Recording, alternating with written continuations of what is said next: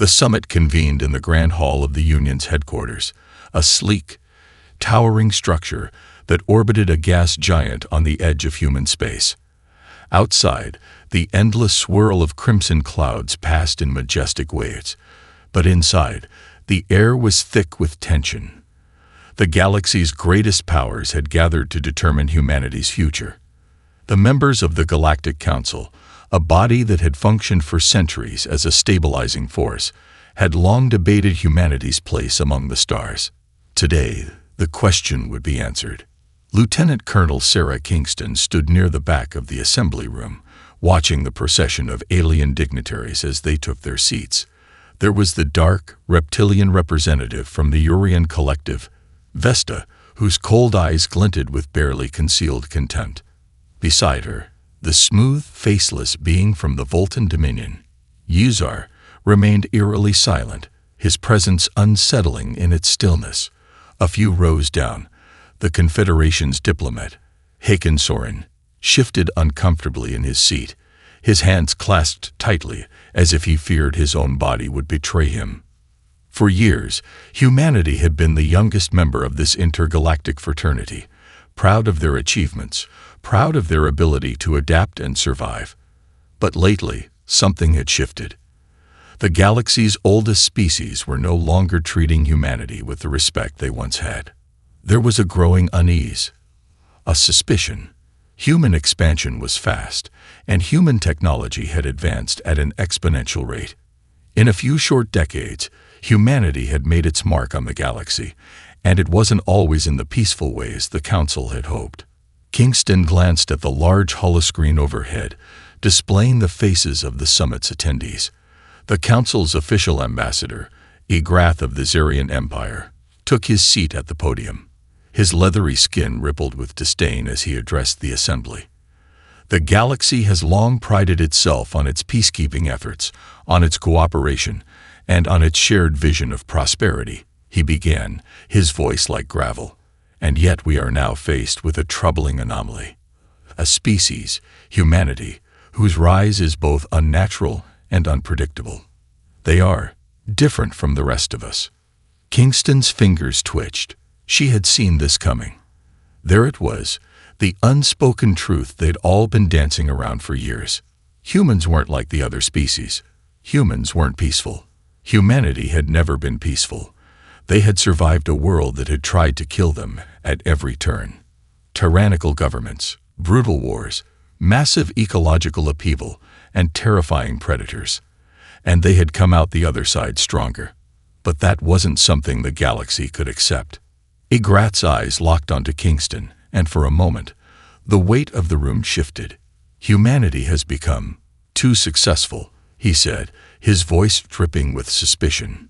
Too dangerous. A ripple of agreement passed through the room. The subtle message was clear. Humanity's power was no longer something to admire. It was something to fear. Kingston stood straighter, her mind racing. This wasn't just about trade agreements or political posturing.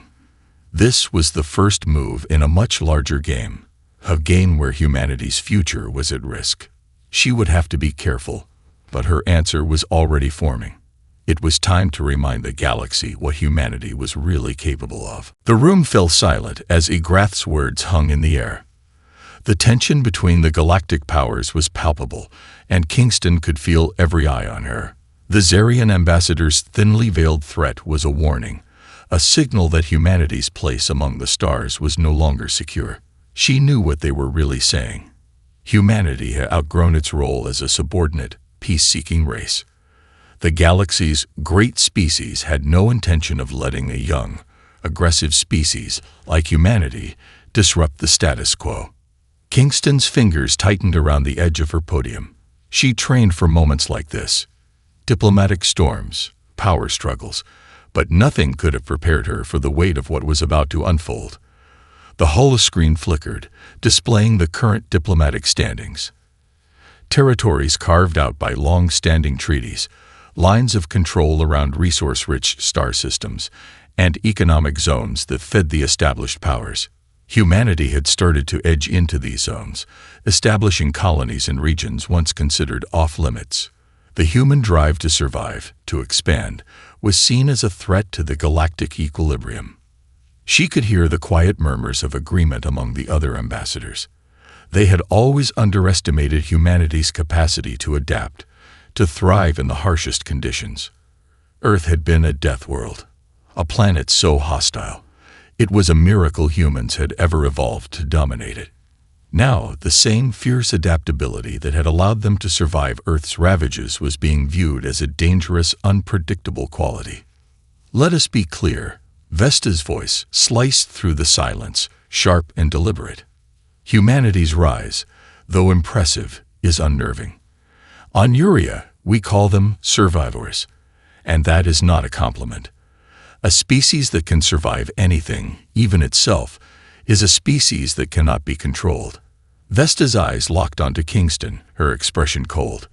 We've seen their tactics on the fringe worlds, their use of biological warfare, their willingness to sacrifice entire colonies for the sake of strategic advantage. And yet, when confronted with their own nature, they feign innocence. They pretend they are peaceful, cooperative. They aren't. The room stirred. A few of the other ambassadors nodded, as if confirming something Kingston already knew.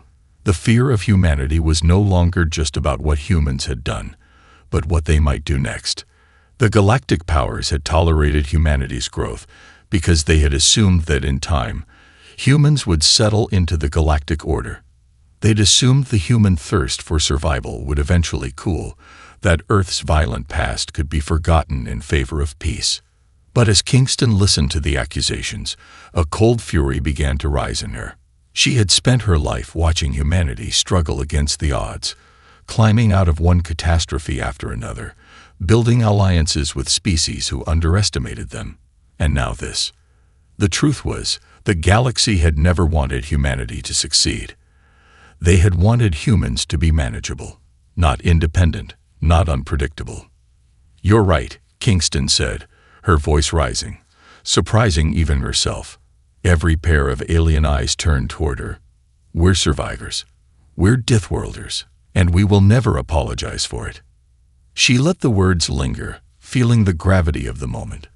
The truth was out now, and there was no turning back. The chamber seemed to hold its breath, the silence stretching long after Kingston's words landed. The alien ambassadors exchanged uneasy glances, but none spoke. There was no denying the audacity of what Kingston had just said. She had turned their own narrative against them, and for the first time, she saw a flicker of uncertainty in their eyes. Humanity was not just a young species anymore. They were no longer meek or afraid of the galaxy's judgment. They were a force in their own right, and the galaxy would have to come to terms with that. Vesta's cold, reptilian gaze never left Kingston.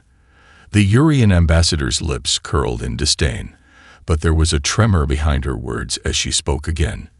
"You would have us believe that humanity has somehow earned its place by survival alone. You are not the only species who has fought for existence, Lieutenant Colonel. Every race in this galaxy has faced trials. We have fought, we have bled, and we have built civilizations in the shadows of death." Her voice became sharper, colder. "What makes you so special?" Kingston stood tall, letting the weight of the question settle. She knew this moment would define humanity's future in the galaxy. She had to be careful. Diplomacy was still required, but it was a new kind of diplomacy, a diplomacy of strength. She could feel her heartbeat steady, her mind sharp, every word deliberate. "What makes us special," Kingston said, her voice cutting through the tension like a blade, "is that we survived a planet that was trying to kill us at every turn. We didn't have the luxury of a pristine, harmonious world. Earth was a battle for existence, against predators, diseases, catastrophic climate shifts, and each other. And we fought, and we won." She took a step forward, scanning the room, making eye contact with each ambassador. "We learned how to survive, not because we were born more intelligent or more peaceful, but because we had to. The galaxy may think of us as primitive, but our history is a story of unyielding, brutal progress." Her voice softened, but the steel edge was still there. "What you call violence, we call survival. and we will never apologize for that." A ripple passed through the room. The Zarian ambassador, Egrath, shifted uneasily, his tail twitching. He had expected a speech about diplomacy, about humanity's potential to fit into the existing order. He had expected a human apology, but there was no apology coming. And that was something the galaxy wasn't prepared for. Kingston's heart raced, but she forced herself to stay calm. "I don't expect you to understand. I don't expect you to like us. But you will respect us. Because if there's one thing humanity has learned in its brief existence, it's this. Respect is earned, not given. And we've earned it." Vesta's mouth tightened into a thin line, and Kingston could see the cracks beginning to form. The game had changed. The humans were no longer playing by the galaxy's rules, and from this moment on, the galaxy would have to adapt or be left behind. The air in the council chamber was thick with hostility, and Kingston could feel it press against her chest. She had said the words, laid the truth bare, but she could see the unease growing in the alien ambassadors. It was no longer just a matter of diplomacy. It was personal. The subtle veils of politeness had been torn away, and humanity stood exposed, unmasked. Their secret had been revealed. Humans weren't just another species in the galaxy. They were a force that could not be controlled, a force that might now turn against the very powers that had sought to subjugate them. Vesta, her face twisted in barely contained rage, stood up slowly. "You are right about one thing, Lieutenant Colonel," she sneered. "Humans are survivors. But survival alone doesn't give you the right to disrupt the delicate balance of this galaxy." Her voice dropped lower, colder. "It's not just your survival we fear. It's your ambition." A murmur of agreement rippled through the room. There was a shared understanding now. Humanity's relentless expansion, its ceaseless drive to survive and thrive, was the real threat. Not just their resilience, but their will to take and take without end. The galaxy's old powers, each with centuries of history and refined social structures, had no answer to such a primal force, and that fear was beginning to spread like wildfire. Kingston's jaw tightened, but her resolve held firm.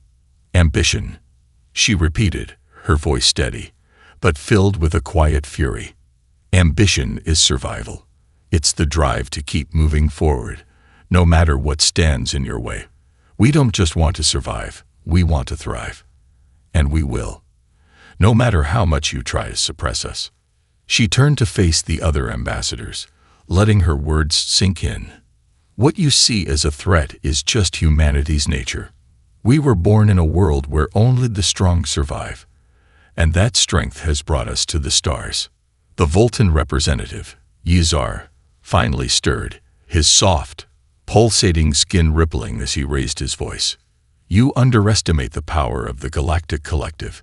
We have the ability to destroy entire civilizations, to wipe species from existence with a flick of our collective fingers."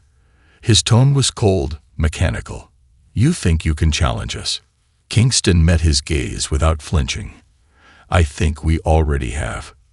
She didn't wait for the response. Instead, she turned to the massive viewport overlooking the starfield.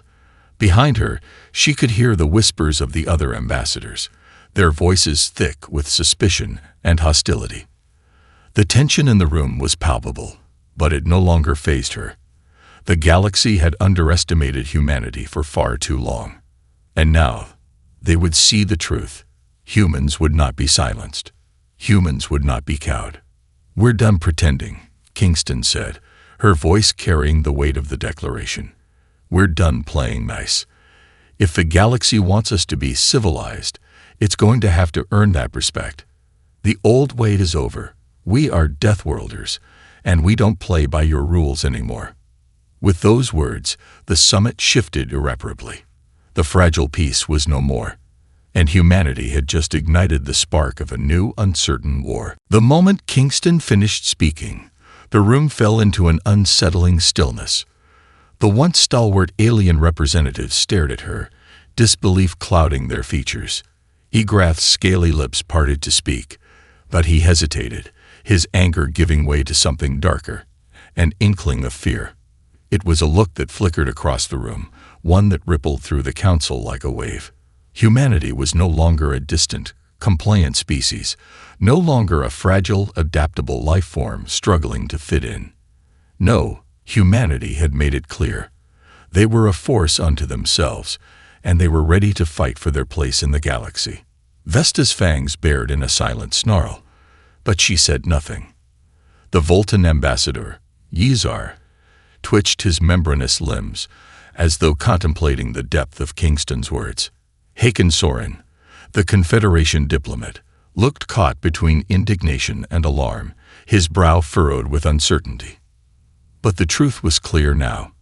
Humanity was standing on the precipice of something monumental.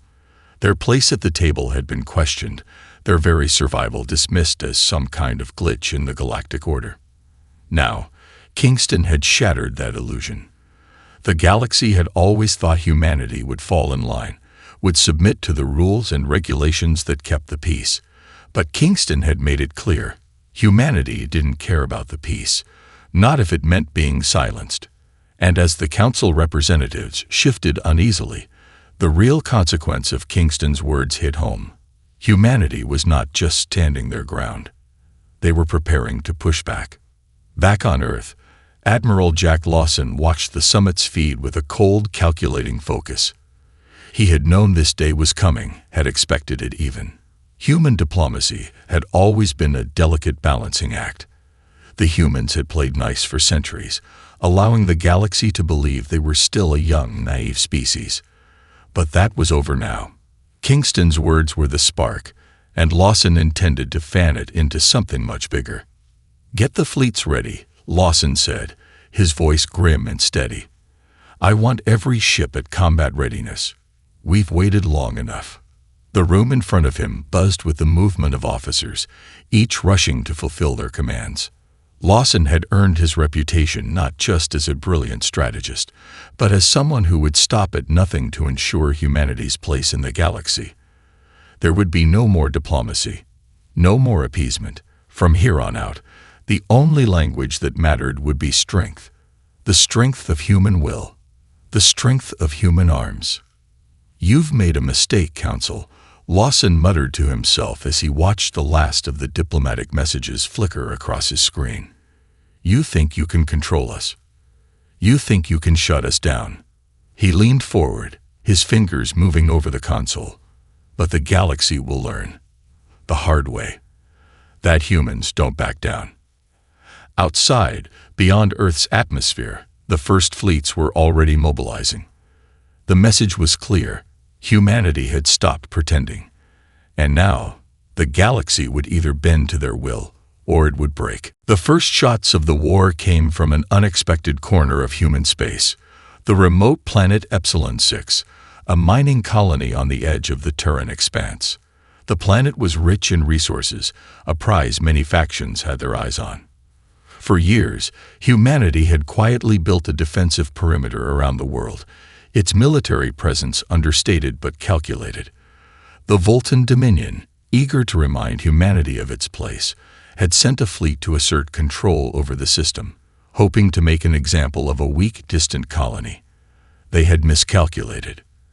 Admiral Lawson watched the battle unfold on his command deck, his expression stoic, as the first human warships engaged the Voltans in orbit.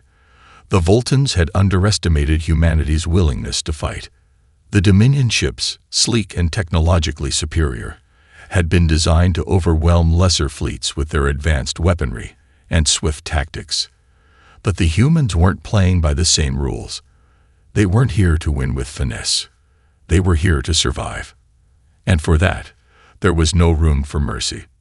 "Deploy the Kraken," Lawson barked, his voice sharp. The Kraken-class dreadnought was one of humanity's most feared weapons, a massive warship with a devastating array of artillery and point defense systems. It was built for brutality, not subtlety, and that was exactly what was needed. Let's remind them who they're dealing with. The Kraken tore into the Voltan fleet with terrifying efficiency. Its massive cannons fired in rapid succession, each shot sending ripples of destruction through the Voltan ships. A Voltan cruiser exploded in a burst of fire, its hull riven open by a direct hit. Another ship tried to maneuver for a counterattack, but a barrage of torpedoes from human frigates cut it down mid-flight. The humans fought with a raw, relentless aggression that the Vultans had never anticipated. Back on the surface of Epsilon 6, the planetary defense systems sprang to life. Automated turrets and missile silos, long idle, fired in unison as the skies lit up with energy blasts and explosions. The colony was small, but it was heavily fortified, built with one purpose in mind: to ensure that no one could take it from humanity. And now, that defense was coming to life, a furious demonstration of what happened when humans were pushed too far. The Vultan fleet was in disarray. They had expected an easy victory, an opportunity to intimidate the humans into submission. Instead, they were faced with a nightmare. The battle was a massacre. The Vultans had no way to adapt to the speed and ferocity of human tactics. Their superior technology was rendered useless by humanity's stubbornness and ingenuity. The human ships moved like wolves, relentlessly hunting down their prey, refusing to give an inch. At the heart of it, Lawson was a shadow in the storm, directing his forces with the kind of cold precision that had earned him his rank. He knew this wasn't just about a colony. This was about something far bigger. This was about showing the galaxy that humanity had teeth, and it would bite if threatened. By the time the battle ended, the Vultan fleet had been crippled, their ships drifting helplessly in the black void. Epsilon 6 was secured. The humans had delivered their first blow, and it was one that would echo through the galaxy. The message was loud and clear. Humanity had no intention of playing by the old rules anymore. And this was only the beginning. The aftermath of the battle over Epsilon 6 rippled through the galaxy faster than the human fleet could deliver its next salvo. The Vultan Dominion's swift and brutal defeat was broadcast across every communication channel, sparking an immediate and deep-seated fear in the heart of the galactic elite. The Vultans were one of the oldest and most technologically advanced species in the galaxy, yet they had been routed by humanity's aggressive, unpredictable tactics. The fear was not just about what the humans had done. It was about what they could do next. For the first time in a century, the galactic powers were no longer united in their collective confidence. They had always seen themselves as the arbiters of civilization, keepers of peace, holders of the galaxy's power. But humanity's actions had shaken their foundations. For years, they had relegated humans to the status of wild card, a nuisance, a chaotic, evolving species to be tolerated, but never truly respected. Now, they were a threat. The Zarian Empire, the Urian Collective, and the remaining neutral factions of the Confederation convened in emergency sessions, their once glorious promises of unity now unraveling under the weight of the human challenge. Desperation began to seep into their deliberations as leaders from each species debated their next moves. The consensus was clear: humanity could not be allowed to continue unchecked. But despite their fears, the galaxy's powers were paralyzed. No one knew how to respond to a species that played by no one's rules, that refused to be reasoned with or bought off by diplomatic gestures. The idea of confronting humanity head-on seemed absurd.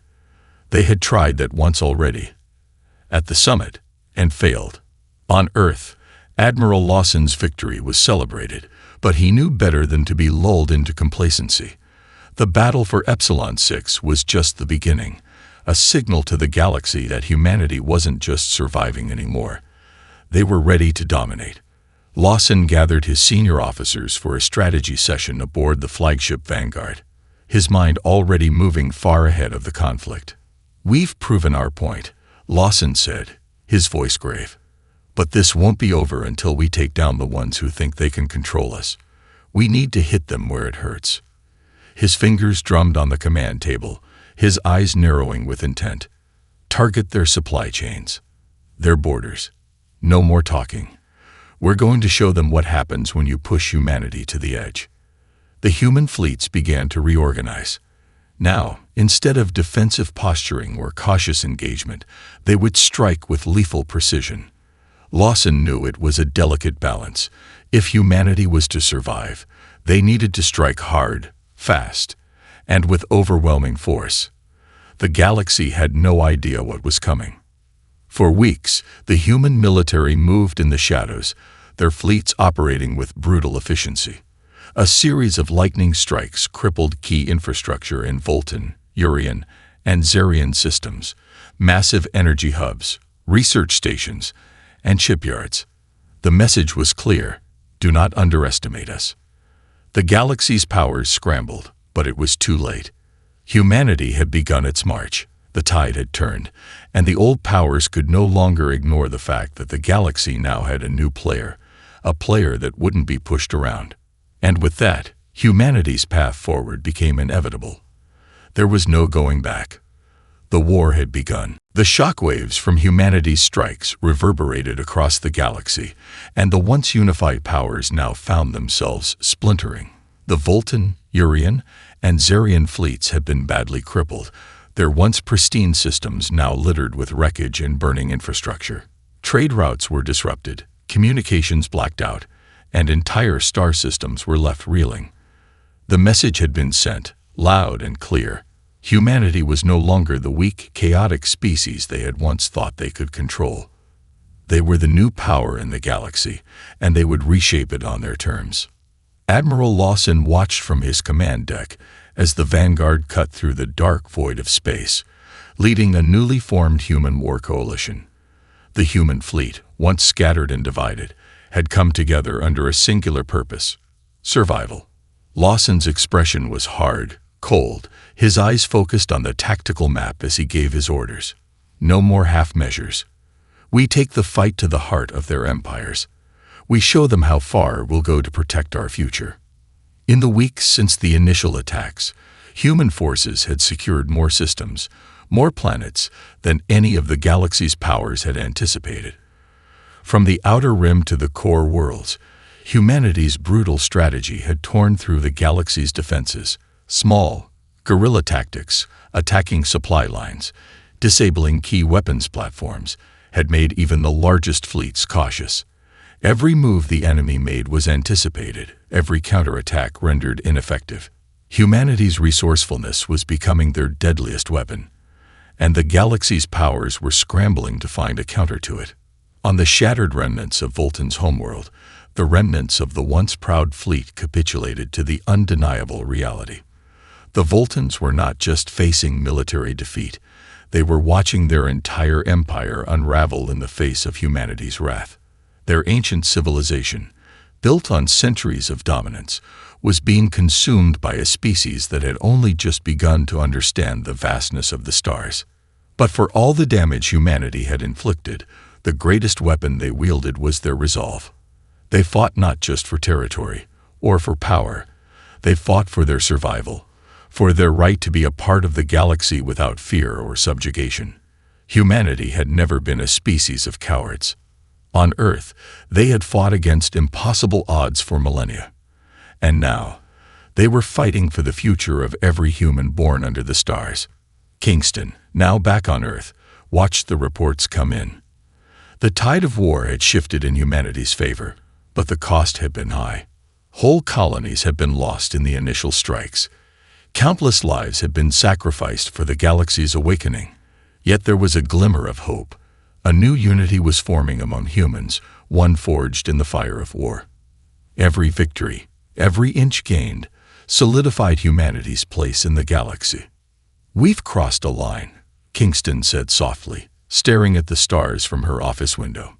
"And there's no going back."